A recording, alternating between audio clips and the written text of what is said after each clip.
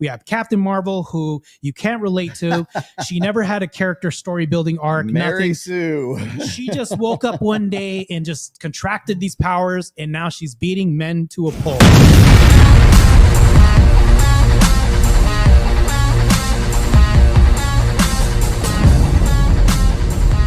A lot of this was romanticized, revisionist history, fictitious. So if you look at the likes of Xena Warrior Princess, this class of warrior never existed, right?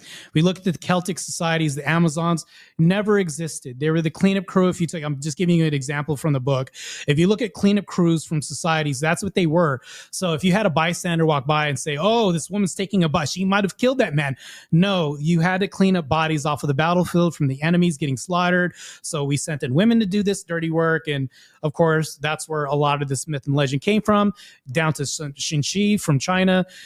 Legend has it, she was taken aboard a ship and held captive, and she punched the guy in his face and said, "You're going to give me half your business." Do we really think this happened? This was written by two authors in America who wrote fiction, and they also wrote stories that were also fictitious, detective novels, and then now we have the origin story of Xinxi. So it goes over everything from buffalo women to even social justice warriors, down to women who killed and murderers, and they're getting half the time. The woman who stabbed her husband in California off of weed-induced rage got no time. So I go over every single thing, and this coincides with a lot of feminist culture and propaganda. So if we look at how this plays out, the propaganda piece is, if we look in movies, we have Captain Marvel, who you can't relate to.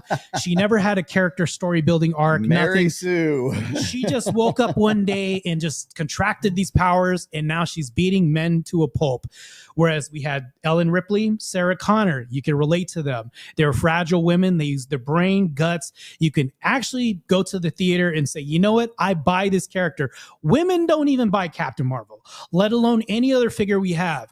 So now we have this bastardized version of a woman cosplaying as man. So really, in reality, I think you would agree with me on this. I think you shared one of my posts that a lot of women are just low-tier men.